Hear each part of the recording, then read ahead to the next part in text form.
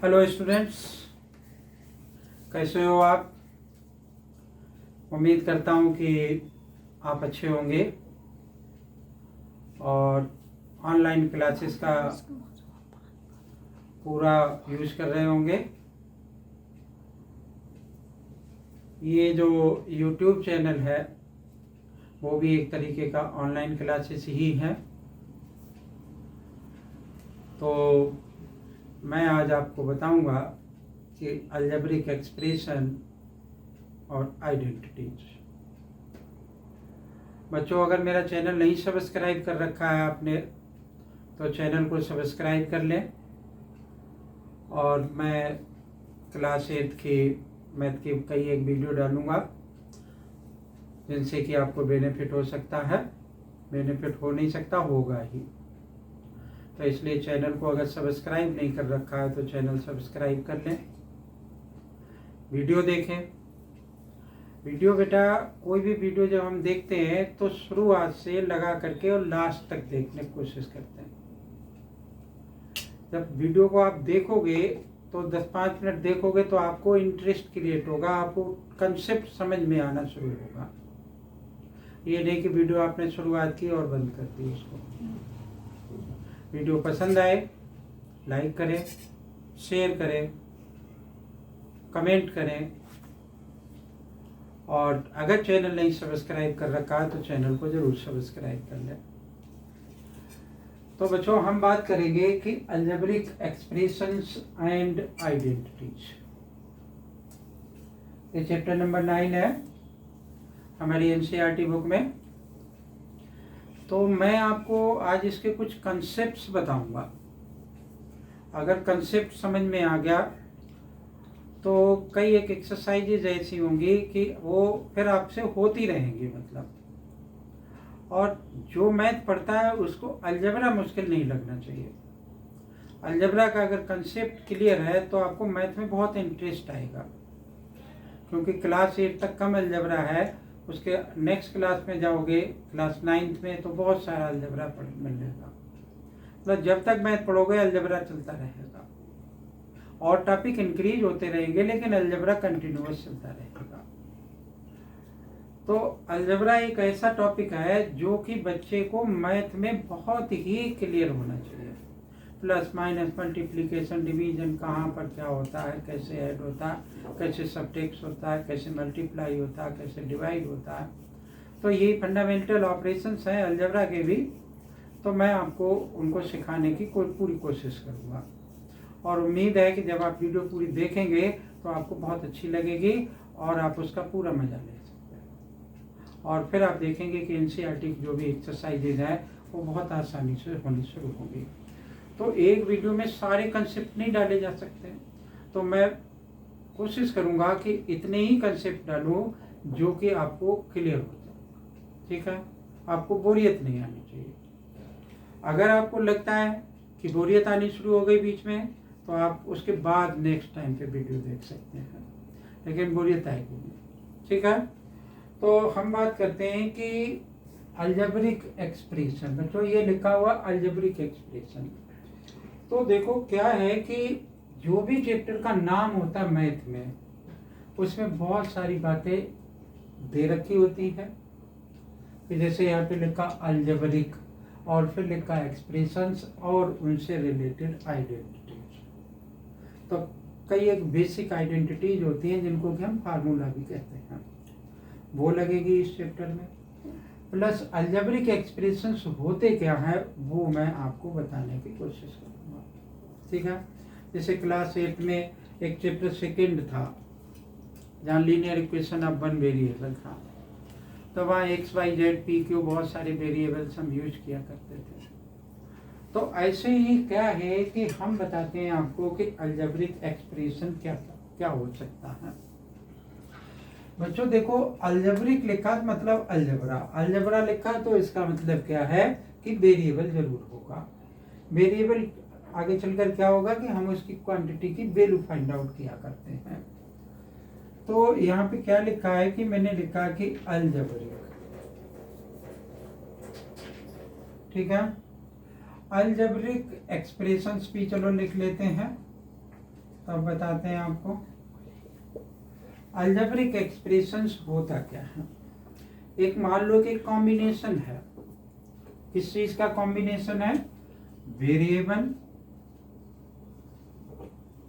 क्या होगा इसमें, वेरिएबल होगा, कांस्टेंट होगा, कांस्टेंट होगा, हो सकता है, दोनों बातें हैं, कोफिशिएंट्स होगा, और कुछ फंडामेंटल ऑपरेशंस मैथमेटिक्स के प्लस माइनस मल्टीप्लिकेशन और डिवीजन भी हो सकता है। अलजेब्रिक एक्सप्रेशन में इक्वल का साइन नहीं आएगा, ठीक है। जब इक्वल का साइन आ जाएगा तो वो अलजेब्रिक एक्सप्रेशन क्या हो जाएगा, इक्वेशन हो जाएगा। तो कोई ऐसा अलजेब्रिक एक्सप्रेशन, यानी कोई ऐसा स्टेटमेंट, स्टेटमेंट भी नहीं कह सकते हम उसको, क्योंकि स्टेटमेंट हमेशा इक्वलिटी का हुआ करता है। कोई भी स्टेटमेंट दे रखा है तो अगर अलजेब्रा के फॉर्म में हम उसको कन्वर्ट करेंगे तो उसको हम स्टेटमेंट ऑफ इक्वलिटी कहते हैं, या इनइक्वलिटी भी हो सकता है, ठीक है। लेकिन वो इनइक्वलिटी बहुत बड़ी क्लास की बात हो जाती है, क्लास 11th में पहुंचते हैं तब वहां पर पढ़ा करते हैं। तो अलजेब्रिक एक्सप्रेशन एक ऐसा एक्सप्रेशन है जिसमें वेरिएबल होगा, वेरिएबल एक भी हो सकता है, एक से ज्यादा भी हो सकते हैं, कांस्टेंट भी हो सकता है, एक कांस्टेंट हो सकता है, एक से ज्यादा भी कांस्टेंट हो सकता है, लेकिन हम उसको plus minus according to sign एक बना देंगे। कोफिशिएंट्स, कोफिशिएंट्स क्या होता है, जो वेरिएबल के आगे लिखा हुआ होता है उसको हम क्या कहते हैं, कोफिशिएंट्स कहते हैं। तो मैं 1 बाय 1 सब की बात करूंगा, ठीक है। तो पहले मान लो कि मैंने एक यहाँ पे एग्जाम्पल लिखा कि 2x लिख लिया, 2x लिख लिया, चलो प्लस का 1 लिख लिया, यहाँ पर एक प्लस का 1 और लगा लिया, प्लस का 1, यानी क्या लिखा हुआ है, 2x प्लस का 1 लिखा हुआ है, ठीक है। क्या ये अलजेब्रिक एक्सप्रेशन है। तो देखो इसमें ये जो x y z, ठीक है, u v w p कोई सा भी वेरिएबल के तौर पे जो हमारे इंग्लिश अल्फाबेट्स है उसमें हम यूज कर सकते हैं, कैपिटल लेटर में भी यूज कर सकते हैं, स्मॉल लेटर्स में भी यूज करते हैं। हालांकि होता क्या है कि क्लास 8 तक नहीं, उससे आगे कि 1 से लगा करके 13 तक हम एज ए कॉन्स्टेंट्स यूज किया करते हैं, और उनको हम ऑक्सिलरी कॉन्स्टेंट्स कहते हैं या आर्बिट्रेरी कॉन्स्टेंट्स कह सकते हैं, और उसके बाद वालों को वेरिएबल्स के तौर पे यूज कर सकते हैं। तो हमारे बात ये कि हमने लिखा कि 2x प्लस का 1। तो देखो बच्चों, ये जो x लिखा हुआ है इसको हम क्या कहते हैं, वेरिएबल कहते हैं। क्या कहेंगे, वेरिएबल कहेंगे। ये x के आगे जो लिखा हुआ है न्यूमेरिक वैल्यू उसको हम क्या कहते हैं, कांस्टेंट, वो कोफिशिएंट्स कहते हैं। क्या कहते हैं, कोफिशिएंट्स, ठीक है। और ये जो जिसके साथ वेरिएबल नहीं लिखा हुआ है उसको हम कहते हैं कांस्टेंट पार्ट, ठीक है ना।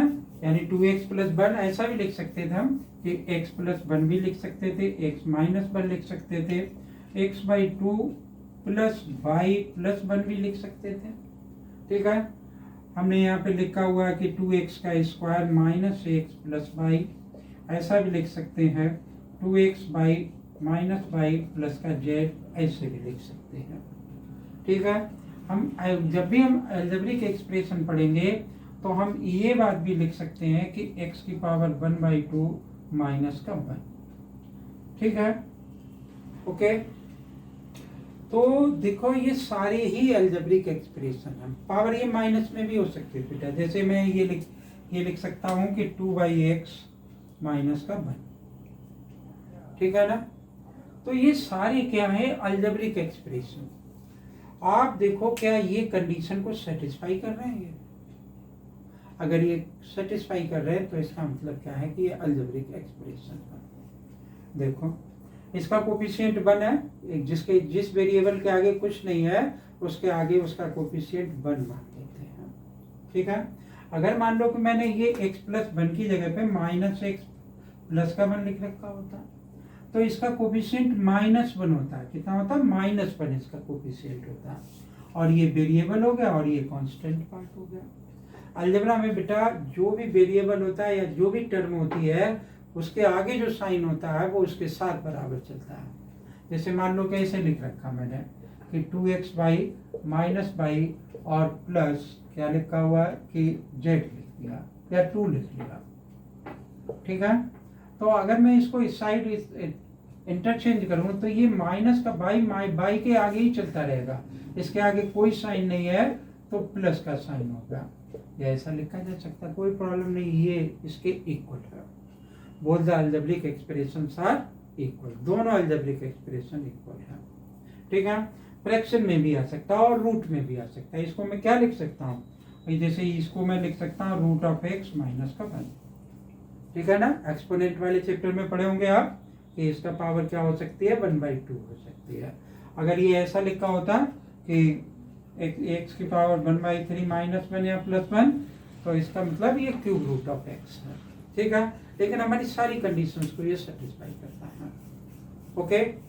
तो अलजेब्रिक एक्सप्रेशन क्या होता है कि जिसमें वेरिएबल हो, कांस्टेंट हो, कोफिशिएंट हो, प्लस माइनस और मल्टीप्लिकेशन और डिवीजन का साइन इन्वॉल्व होगा। These are said to be the fundamental operations, okay. तो अलजेब्रिक एक्सप्रेशन ये सारी क्या है, the all are the algebraic expression because they satisfy the condition of this statement, ठीक है।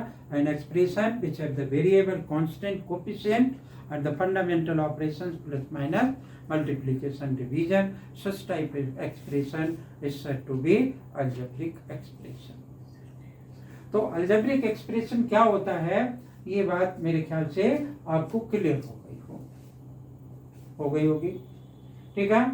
तो वैसे अभी हम जैसे आगे चलेंगे हम इसको आगे बताते रहेंगे आपको। एक ऐसा नहीं लिखा हमने कि हम जैसे ऐसा भी लिख सकते थे कि √2x प्लस y लिख लिया प्लस का 1 लिख लिया, ठीक है।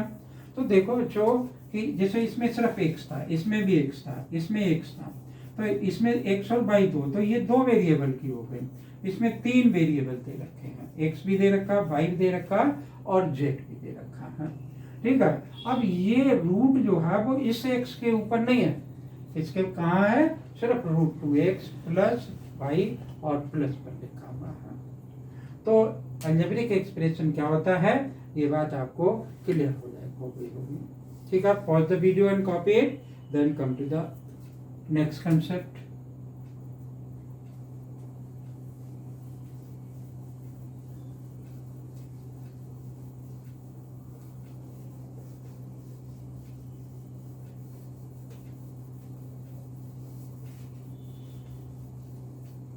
देखो अब मैंने एक हेडिंग डाली कि टर्म्स क्या होती है। मैंने यहाँ पे लिखा कि x प्लस 1, फिर मैंने लिख लिया सिर्फ x लिख लिया, 2x बाई लिख लिया, ठीक है। इस तरीके से लिख लिया कि x² माइनस x प्लस का 1 लिख लिया। क्या और लिख सकते हैं कि x बाई और प्लस बाई z और माइनस का x बाई z, ऐसा लिख लिया, ठीक है। तो देखो बच्चों टर्म्स का क्या मतलब होता है। पहली बात तो ये है कि टर्म से हम देख लेते हैं कि बीच में कहाँ पर फंडामेंटल ऑपरेशन आया है। जो टर्म्स होती हैं वो आपस में मल्टीप्लाई हो सकती हैं। मतलब यहाँ पर x लिखा हुआ है, x को मैं ऐसे भी लिख सकता हूँ 1 × x, ये 1 नहीं, ये इसके आगे कुछ नहीं है तो 1 लिखा जा सकता है। तो ये 1 इस x के साथ में मल्टीप्लाई, तो ये एक टर्म है और ये दूसरी टर्म है, ठीक है। हमसे अगर पूछेगा कि इस अलजेब्रिक एक्सप्रेशन में कितनी टर्म्स हैं तो हम कह देंगे 2 टर्म्स हैं इसमें, एक ये टर्म है और दूसरी ये टर्म है। इस अलजेब्रिक एक्सप्रेशन में कितनी टर्म्स हैं, 2 टर्म, एक टर्म है, सिर्फ x लिखा हुआ है। इसमें कितनी टर्म्स हैं, एक टर्म्स है। इसमें कितनी टर्म्स दे रखी हैं, 1, 2 और 3 दे रखी, तो इसमें 3 टर्म्स हो गई। यहाँ पर भी कितनी टर्म्स हो गई, 1, 2 और 3, ठीक है, तो इसमें 3 टर्म्स हो गई। तो इस तरीके से टर्म्स क्या होता है कि बीच में कोई न कोई ऑपरेशन उनके बीच में आना चाहिए, लेकिन मल्टीप्लिकेशन या डिवीजन के साथ में नहीं है सर। जैसे ऐसा लिखा हुआ है कि उसको अगर टर्म को हम फैक्टराइज कर सकते हैं, ठीक है। ये x/2 है तो इसको मैं क्या लिख सकता हूँ, x × 1/2 लिख सकता हूँ, ठीक है, तो x/2 एक ही टर्म कंसीडर होगी, दो टर्म्स नहीं कंसीडर होगी। ठीक है, तो ये तो हुई टर्म्स। आगे देखते हैं भाई कि क्या है कि कोफिशिएंट्स क्या होता है, यहीं से देखते हैं और लिख लेंगे इसमें। जैसे कोफिशिएंट मान लो कि जैसे ये लिखा हुआ है कि x+1 लिखा हुआ है, हमने आगे पूछा कि find the coefficient of x, find the coefficient of, मतलब x का कोफिशिएंट मुझे फाइंड आउट करना है। तो x का कोफिशिएंट x के आगे तो कुछ है ही नहीं, तो लेकिन 1 तो सबके साथ मल्टीप्लाई हो सकता है। तो x का कोफिशिएंट क्या हो जाएगा कि coefficient of x is equal to 1 है। अगर मान लो कि ये लिखा होता कि x² - 2x और प्लस का 1, फिर हमसे पूछता कि x का कोफिशिएंट बताओ, तो x का कोफिशिएंट उस केस में क्या हो जाता, -2 हो जाता। बेटा कोफिशिएंट जो है, कोफिशिएंट के आगे जो भी साइन लगा हुआ वो उस कोफिशिएंट का साइन है। ठीक है, अब आप कहोगे कि सर यहाँ तो लगाया नहीं कुछ भी, तो यहाँ x के आगे कोई सा भी साइन नहीं है, तो इसका मतलब क्या हो गया कि प्लस का साइन है। तो जब प्लस का साइन है तो यहाँ पर भी मैंने आगे लगाया उसको, क्योंकि उसके आगे प्लस का साइन ऑलरेडी हमने मान रखा। ठीक है ना, तो इनको हम क्या कहते हैं कि कोफिशिएंट्स कहते हैं। अब देखो, अब जैसे मैंने कहा कि मान लो कि ये वाली टर्म का कोफिशिएंट हमें पूछ रहा है वो, ठीक है, तो कोफिशिएंट क्या होता है, बेसिकली एक न्यूमेरिक वैल्यू होती है। अभी बताया था ना कि कोफिशिएंट जो अलजेब्रिक वेरिएबल दे रखा है उसके आगे जो न्यूमेरिक कॉपी दे रखा है और जो प्लस और माइनस का जो साइन दे रखा है वो क्या हो गया, वो उसका कोफिशिएंट होगा। अब इसके आगे तो कुछ है ही नहीं, तो इसके आगे क्या हो गया, -1 हो गया। इसके आगे क्या है, प्लस का 1 है। इसके आगे क्या है, प्लस का 1 है। तो ये इसके कोफिशिएंट्स हो गए। अब जैसे मान लो कि मैंने ये वाला लिख रखा है, ये उसने कहा write down the coefficient of x का स्क्वायर, तो x², इसको हम क्या रीड आउट करते हैं, x²। ठीक है, तो x² के आगे कुछ नहीं है तो 1 है, तो x² का कोफिशिएंट कितना हो गया, 1 के इक्वल हो गया। ठीक है ना, तो देखो टर्म्स और उनके कोफिशिएंट्स, एक तरीके से हम कोफिशिएंट फाइंड आउट करते हैं। ठीक है, बात क्लियर हो गई होगी। और pause the video and copy it, then we have to come to the next concept, that is called the polynomial.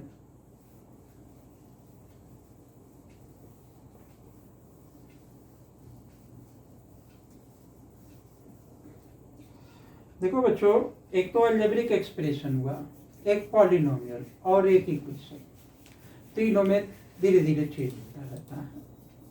कैसे, मैंने क्या कहा, पॉलिनोमियल। पॉलिनोमियल अभी तक हमने जितने भी लिखे थे सारे ही पॉलिनोमियल थे। पॉलिनोमियल ये भी एक अलजेब्रिक एक्सप्रेशन है। जैसे हमने लिखा कि यहाँ पर क्या कि 2x + 1 लिख लिया मान लो। ठीक है, आप सोच रहे होगे सर जी बार बार 2x ही लिख लेते हैं, कुछ और लिख लेते हैं। ठीक है, 3x लिख लिया, माइनस का क्या लिख लिया यहाँ पर, चलो x² लिख लिया, प्लस का 1 यहाँ पर लिख लिया। ठीक है, तो पॉलिनोमियल क्या होता है बच्चों, जो पावर्स है ना x की जो पावर्स है वो हमेशा क्या होंगे, पॉजिटिव इंटीजर्स होंगे। क्या कह रहा हूं कि powers of x always be positive integer, हमेशा बेटा पॉजिटिव इंटीजर होंगे। ठीक है, और कोफिशिएंट जो हो सकता है वो कुछ भी हो सकता है। आप मान लो फ्रैक्शन में भी हो सकता है, रूट में भी हो सकता है, डिनोमिनेटर में भी हो सकता है, प्लस का भी हो सकता है, माइनस का भी हो सकता है। ठीक है, नेचुरल नंबर भी हो सकता है, होल नंबर भी हो सकता है, रेशनल नंबर भी हो सकता है, इंटीजर भी हो सकता है, और इरेशनल नंबर आपने पढ़ा नहीं वो भी हो सकता है। इन सबको मिलकर के आगे हम चलकर क्या कहेंगे, रियल नंबर्स कहेंगे। तो वो रियल नंबर्स में से कोई सा भी हो सकता है। ठीक है, तो powers of the x always be a positive integer, उसको हम क्या कहेंगे, पॉलिनोमियल में। ठीक है, और कोफिशिएंट क्या हो सकते हैं, अभी मैं आपको बता रहा था। कोफिशिएंट क्या हो सकते हैं, natural number, whole number, integer, irrational number, इन सबको मिला करके अभी रियल नंबर आपने पढ़ा नहीं है, तो वो इन सब ये सारे ही रियल नंबर हुआ करते हैं। ओके, तो आपको एक भी खास बात, जैसे मैंने इसको मान लो कि मैं ऐसा लिख लेता कि 2x और इसकी पावर 1/2 प्लस का 1, तो बेटा ये अलजेब्रिक एक्सप्रेशन तो है, ये अलजेब्रिक एक्सप्रेशन तो है, लेकिन ये पॉलिनोमियल नहीं है, ये नॉट ए पॉलिनोमियल, यानी ये पॉलिनोमियल नहीं है और ये एक अलजेब्रिक एक्सप्रेशन है। ठीक है, तो अलजेब्रिक एक्सप्रेशन और पॉलिनोमियल में क्या डिफरेंस होता है, ये बात आपको मेरे ख्याल से क्लियर हो गई होगी। ठीक है, अब हम देखते हैं और आगे की तरफ।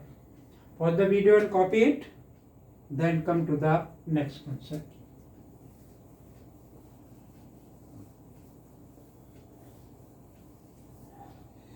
अब हम बात करते हैं कि मोनोमियल क्या होता है। मोनोमियल बहुत तरीके के पॉलिनोमियल हुआ करते हैं, तो मोनोमियल, बाइनोमियल, ट्राइनोमियल, बाइक्वाड्रेटिक नोमियल,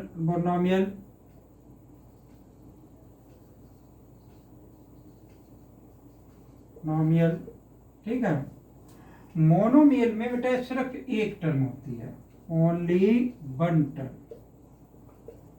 जैसे मैंने x लिख दिया, ठीक है, 1 लिख दिया, 0 भी लिख सकता हूं, लेकिन इनके अलग नाम हो जाते हैं। फिर ये x वेरिएबल है ना, ये एक ही तो टर्म है, तो इसको मैं क्या कह सकता हूं, एक ही टर्म है तो मोनोमियल कह सकता हूं। इसको, इसमें वेरिएबल है ही नहीं, इसमें वेरिएबल है ही नहीं, फिर भी ये पॉलिनोमियल है, तो इसका क्या नाम हो सकता है, कांस्टेंट नोमियल। और ये भी कांस्टेंट नोमियल है, लेकिन इसमें भी एक इसका अलग से नाम है, वो क्या नाम है, जीरो नोमियल। ठीक है ना। बाइनोमियल का क्या मतलब, जिसमें कि दो टर्म्स हो, two terms, two term positive भी हो सकती है, नेगेटिव भी हो सकती है, सिर्फ दो टर्म हो सकती है। जैसे मैंने लिख लिया कि x² + x लिख लिया, या x + 1 लिख लिया, ठीक है, या 2x - 1 लिख लिया, या x + y लिख लिया। ठीक है, तो ये क्या हो गया कि ये बाइनोमियल है, इनमें दो टर्म्स हैं। ठीक है ना, इस तरीके का पॉलिनोमियल नहीं होगा, अलजेब्रिक एक्सप्रेशन कहेंगे हम उसे। ट्राइनोमियल, जिसमें कि तीन टर्म्स हो, ठीक है ना, मतलब जिसमें तीन टर्म्स हो। इसी तरीके से हमने और आगे बढ़ा लिया कि x² + x + 1 लिख लिया, तो इसमें तीन टर्में हो गई, तो ये क्या हो गया कि ट्राइनोमियल हो गया। अब बाइक्वाड्रेटिक नोमियल क्या होता है, जिसमें कि चार टर्म्स हो। ठीक है, अब इन सबका एक यूनिवर्सल भी नाम है, जिसको हम क्या कहते हैं कि पॉलिनोमियल कहा करते हैं। ओके, इस बात को आपने क्या करना है कि ध्यान में रखना है। ओके, क्योंकि आपको पूछा जाएगा, और तो पूछा जाएगा तो आपको ध्यान रखना पड़ेगा। उम्मीद है कि ये बात आपको समझ में आ गई होगी। पॉलिनोमियल्स इन वन वेरिएबल, मतलब जिसमें एक ही सिर्फ वेरिएबल हो, वो पॉलिनोमियल एक वेरिएबल का हो गया। अब एक बहुत ही इंपॉर्टेंट कंसेप्ट है, वो क्या है, उसको हम कहते हैं डिग्री। अच्छे से जानना है, क्योंकि डिग्री जो है वो आपको कई जगह पूछी जा सकती है। तो डिग्री क्या होता है, डिग्री होता है बेटा कि the maximum power of a polynomial,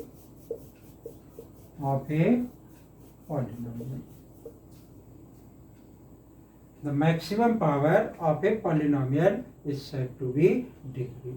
जैसे मान लो कि मैंने लिखा कि x² + 1, तो इसमें पावर कितनी हो गई, 2 हो गई, तो इसकी डिग्री कितनी हो गई, 2 हो गई, डिग्री = 2 के बराबर हो गई। मान लो ऐसा लिखा होता है कि 5x की पावर 3 + 4x² + x + 1। अब देखो यहाँ डिग्री x की 3, वो पावर 3 है, यहाँ x की पावर 2 है, और इसकी पावर कुछ नहीं है तो 1 है। तो क्या होगा कि इसकी डिग्री किसके इक्वल हो जाएगी, मैक्सिमम पावर कितनी है इसमें, 3, तो इसकी डिग्री बराबर क्या हो गया, 3 के बराबर हो गई। ठीक है, यहाँ कांस्टेंट से कुछ भी लेना देना नहीं, सिर्फ इसकी पावर से मुझे लेना देना है। तो जो मैक्सिमम पावर है वही उसकी क्या कहलाती है, डिग्री कहलाती है। लेकिन एक बात और देखो कि यहाँ जैसे मैंने लिखा एक्स स्क्वायर और यहाँ लिख दिया मैंने 2x का स्क्वायर बाई और प्लस बाई का स्क्वायर। अब देखो इसमें एक से ज्यादा वेरिएबल हो गए, एक एक्स भी वेरिएबल है और एक बाई भी वेरिएबल है, तो मैं अलग अलग टर्म्स की डिग्री फाइंड आउट करूंगा। तो देखो इस वाले टर्म की डिग्री कितनी हो गई 2, इस वाले की डिग्री कितनी हो गई, x की पावर 2 और y की पावर 1 है। तो इस वाले टर्म की जब आप डिग्री फाइंड आउट करोगे तो इन दोनों की पावर क्या कर दोगे, प्लस कर दोगे, यानी 3 हो गई। और इसकी डिग्री कितनी दिख रही है, 2 के बराबर दिख रही है। अब मुझे इनसे नहीं मतलब रहा, अब मुझे इनसे मतलब रहा, मतलब जो मैक्सिमम है वही इसकी क्या हो जाएगी, डिग्री हो जाएगी। यानी तो इसकी डिग्री, इस अलजेब्रिक एक्सप्रेशन की डिग्री कितनी हो गई, 3 के बराबर, 3 इसकी डिग्री हो गई। ठीक है ना, क्लियर हो गया होगा ये बात कि what is the degree of A algebraic expression और द पॉलिनोमियल। ठीक है ना, और आगे देखते हैं क्या है। Polynomials of the many variable, linear polynomial. बताते हैं भाई आपको लीनियर पॉलिनोमियल क्या होता है।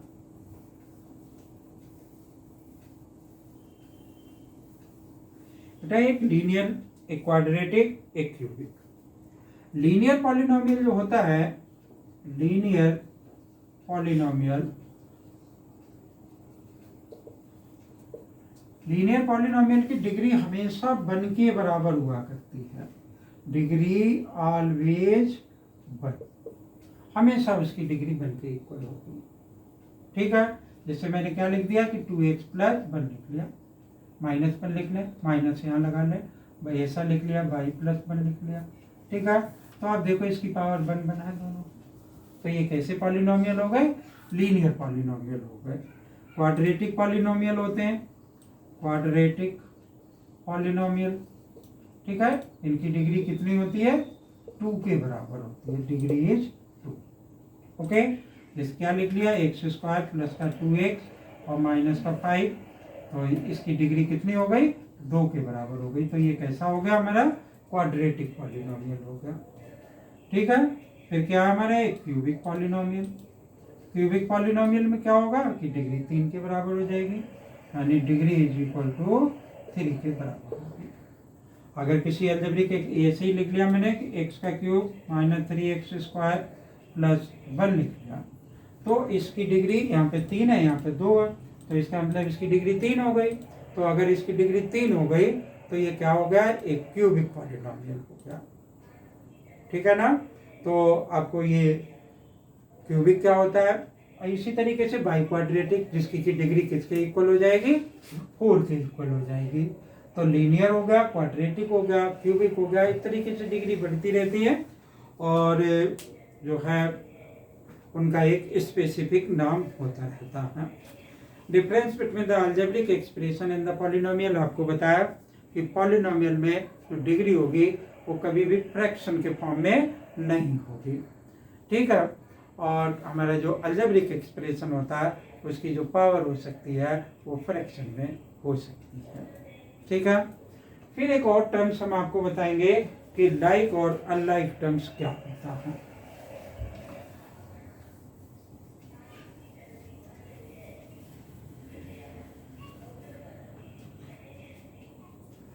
तो देखो लाइक टर्म्स बहुत ही इंपॉर्टेंट कंसेप्ट है, और अनलाइक टर्म्स, क्योंकि इनसे ही हम प्लस माइनस करेंगे, अनलाइक टर्म्स। ठीक है ना, तो देखो लाइक टर्म्स क्या हुआ करता है कि जैसे मैंने लिखा कि x लिख लिया, यहाँ पे लिख दिया एक्स वाई, माइनस 2x लिख लिया, प्लस वाई लिख लिया और प्लस 2x लिख लिया। ठीक है, और माइनस का 4y लिख लिया।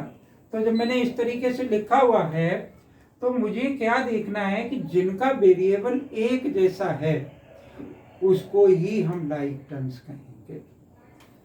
ध्यान से देखो, यहाँ x लिखा हुआ और यहाँ पर x लिखा हुआ है, तो x और 2x क्या होंगी, हमारी लाइक टर्म्स होंगी। कैसी टर्म्स है ये, लाइक टर्म्स है। ठीक है, और यहाँ पर एक्स वाई है और यहाँ पर भी एक्स वाई है, तो ये और ये क्या हो जाएंगी कि ये भी लाइक टर्म्स हो जाएंगी, माइनस 2xy। ठीक है। और यह क्या लिखा हुआ है, बाई और -4/, तो बाई और -4/, ये भी किस तरीके की हैं टर्म्स, ये भी लाइक टर्म्स हैं। अब देखो ये, अब मैं कहूँ कि आप पूछो कि सर ये क्यों नहीं लाइक टर्म, इसमें भी तो एक्स है, तो इसमें बेटा बाई भी एक वेरिएबल है, तो ये इसके साथ ना ऐड हो सकता है ना सब्ट्रैक्ट हो सकता है, इस बात को हम आगे बताएंगे। तो ये अनलाइक टर्म्स हैं। ये कैसी टर्म्स हैं, अनलाइक टर्म्स है। ये कैसी टर्म्स है, लाइक टर्म्स हैं। ये कैसी है, अनलाइक टर्म्स है, मतलब पेयर में बता रहा हूँ। ओके, तो इस तरीके से ये क्या होता है कि लाइक और अनलाइक टर्म्स हुआ करती हैं। ठीक है, तो इसके बाद जो है हम आपको एक नेक्स्ट वीडियो में बताएंगे, क्या बताएंगे कि एडिशन और सब्ट्रैक्शन कैसे होता है अलजेब्रिक एक्सप्रेशंस का। ओके, तो अगर आप वीडियो देखें, और वीडियो को बच्चों देखें पूरा, ये नहीं कि वीडियो 1 सेकंड देखी, 2 मिनट देखी और बंद कर दिया। जब वीडियो आप पूरा देखोगे तो आपको इंटरेस्ट क्रिएट होगा कि क्या समझाया जा रहा है, आपके कुछ मतलब का है, कुछ समझ में आया। तो अगर वीडियो आपको पसंद आए, लाइक करें, अपने यार दोस्तों को शेयर करें, कमेंट करें। थैंक यू, जय हिंद।